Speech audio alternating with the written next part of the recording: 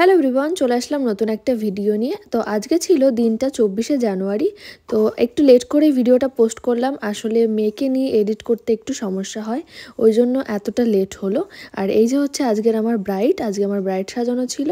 তো প্রথমেই আমি ব্রাইডের শাড়িটা পরিয়ে নিলাম। আর ব্রাইড কিন্তু আমার বাড়িতে এসেছিলো, যেহেতু আমার মেয়ে অনেকটাই ছোট, সবে মাত্র 2 মাস হতে যাচ্ছে। তো এখনও 2 মাস কিন্তু কমপ্লিট হয়নি। তো যাই হোক, ওই জন্য মেয়েকে রেখে কোথাও যাওয়া সম্ভব না। তো তাই ব্রাইড বাড়িতেই এসেছিল। তো প্রথমেই আগে আমি শাড়িটা পরিয়ে নিলাম। আর আমার ঘরের অবস্থা ভীষণই খারাপ, মানে আমার ওপরে তেমন আশাই হয় না, শুধু কাজের জন্য আর কি আসা হয়। যখন আমি কাজ করি তখনই শুধু আমি ওপরে আসি, আর কাজ টাজ করে আবার চলে যাই। তেমনভাবে গোছানো হয় না, যেহেতু মেয়েকে নিচে রেখে আসি। তাই কাজ শেষ করে আগে মেয়ের কাছেই দৌড়ে চলে যাই, আর কাজের মাঝে মাঝে গিয়েও মেয়েকে দেখে আসি, খাইয়ে আসি।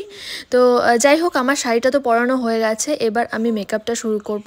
তাই প্রথমেই আমি একটা টিস্যু দিয়ে মুখটা ভালো করে ক্লিন করে নিচ্ছি, যেহেতু আমার ব্রাইড আগে মানে সকালবেলায় একটা লুক দিয়েছিল। তো জানি না হলদি লুক না অধিবাসের লুক, তাই মুখে হালকা হালকা মেকআপ লেগেছিল। টিস্যু দিয়ে আগে মুখটা ভালো করে ক্লিন করে নিয়ে তারপরে আমি কিন্তু একটা ময়শ্চারাইজার ব্যবহার করলাম। তো তারপরে আমি ব্যবহার করলাম একটা প্রাইমার, আর তারপরে কিন্তু এখানে আমি কনসিলার অ্যাপ্লাই করলাম। আর সেটা কিন্তু আমি একটা বিউটি ব্লেন্ডারের সাহায্যে ভালো করে ব্লেন্ড করে নিচ্ছি। তো এবছরে এটা কিন্তু আমার প্রথম ব্রাইড, তাই আমার ভীষণই ভালো লাগছিল। আর অবশ্যই এই সময় আমার কাজ করার তেমন কোনো ইচ্ছা ছিল না মেয়েকে রেখে। তো আমার ব্রাইড অনেকদিন আগেই আমার কাছে এসেছিলো, মানে যখন আমি প্রেগনেন্ট ছিলাম। তো এসে বলছিল যে তোমার কাছ থেকে আমার সাজার ভীষণই ইচ্ছা। তো শুনে এত ভালো লাগে এই সমস্ত কথা। তো তখন আমি বলেছিলাম যে আমি গিয়ে সাজাতে পারবো না, যেহেতু তখন আমার বেবি হয়ে যাবে, আর তার বয়স ওরকম 1-1.5 মাস মতো হবে। আর তখন অত ছোট বেবিকে রেখে কোথাও গিয়ে সাজানো তো সম্ভব না। আর তুমি যদি বাড়িতে আসতে পারো তাহলে আমি পারবো সাজাতে। তারপরে আমার ব্রাইড বাড়িতে আসার জন্যই রাজি হয়ে যায়। আসলে প্রায় 1 বছর আগে আমার একটা বান্ধবীকে আমি সাজিয়েছিলাম। তো ওই বান্ধবীটার বাড়ি আমার এই ব্রাইডের পাশেই। তো তখন আমার ব্রাইড আর কি আমার ওই বান্ধবীটাকে সাজানো দেখেছিল, দেখার পর ওর ভীষণই ভালো লেগেছিল। তারপরে আর কি আমার সঙ্গে যোগাযোগ করে। আসলে আমি আমার ব্রাইডকে খুব ভালো করে চিনি, কারণ আমরা একই স্কুলে পড়তাম। আর আমাদের বাড়ির দূরত্বও খুব বেশি দূর না, একদম কাছেই। আর এদিকে বলতে বলতেও কিন্তু আমার মেকআপটা অনেক দূর এগিয়ে গেছে। আমি কিন্তু এখানে বেস করে তারপরে আর কি আই মেকআপ করে নিয়েছি। আর আই মেকআপ করার পরে আমি এখানে লিপস্টিক পরিয়ে দিয়েছি, তারপরে ওপরে মানে কপালে কলকাও করে দিয়েছি। আর এদিকে দেখো আমার ঘরের অবস্থাটা। তো প্রত্যেকবার কাজ করার পরে আমার ঘরের এরকমই অবস্থা। আর এখন কিন্তু আমি হেয়ারটা করে নেব, যেটা করতে আমার সব থেকে বেশি সমস্যা হয়েছে। এরকম সমস্যা আমার আগে কোনোদিনই হয়নি, কারণ সকালবেলায় যখন আমার ব্রাইডকে সাজানো হয়েছিল তখন আর কি চুলে স্প্রে মারা হয়েছিল।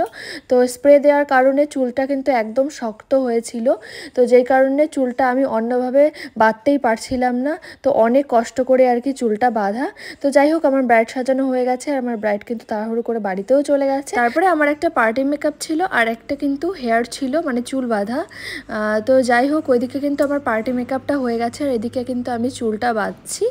আর কিন্তু দুটো পুচকু পুচকু বোনও ছিল, তাদেরকে আর কি কোয়েল আর পূজা দুজনে মিলে আর কি সাজিয়ে দিয়েছে। তো এটা হচ্ছে আমার একটা মামি। তো এই মামিকেই আমি আর কি সাজালাম আজকে, মানে পার্টি মেকআপ। তো যাই হোক, মামির দুটো মেয়েকে আর কি এমনি সাজিয়ে দিতে বলেছিল, তাই আর কি কোয়েল আর পূজা মিলেই সাজিয়ে দিয়েছে। আর এইদিকে দেখো মামিকে কেমন লাগছে তোমরা কিন্তু অবশ্যই কমেন্টে জানিও। আর আমার ব্রাইড সাজানো আজকে কেমন হয়েছে সেটাও জানিও। তো মামিকে যখন আমি দেখাচ্ছিলাম, মামি বললো দাঁড়া আমি চাদরটা রেখে তোকে দেখাচ্ছি। তো মামিরও কিন্তু ভীষণই পছন্দ হয়েছে, আশা করি তোমরা মুখ দেখে বুঝতেই পারছো।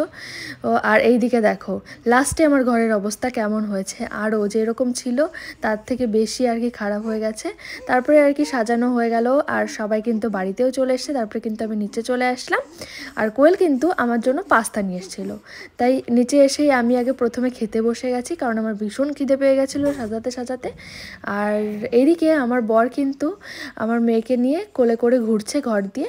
তো যখনই আমি ক্যামেরাটা অন করলাম তখন আয়নার কাছে চলে গেল, আর চুলটা একটু ঠিক করে নিল। আর যখন আমি সাজাচ্ছিলাম বা যখন আমি অন্য কোনো কাজ টাজ করি তখন কিন্তু মা আর আমার বরই আর কি আমার মেয়েকে সামলে রাখে। তো যাই হোক, এই ছিল আজকের ভিডিও। তো আজকের ভিডিওটা কেমন লাগলো তোমরা কিন্তু কমেন্টে অবশ্যই জানিও, আর সাজানো কেমন হয়েছে সেটাও কমেন্টে জানিও। তো টাটা।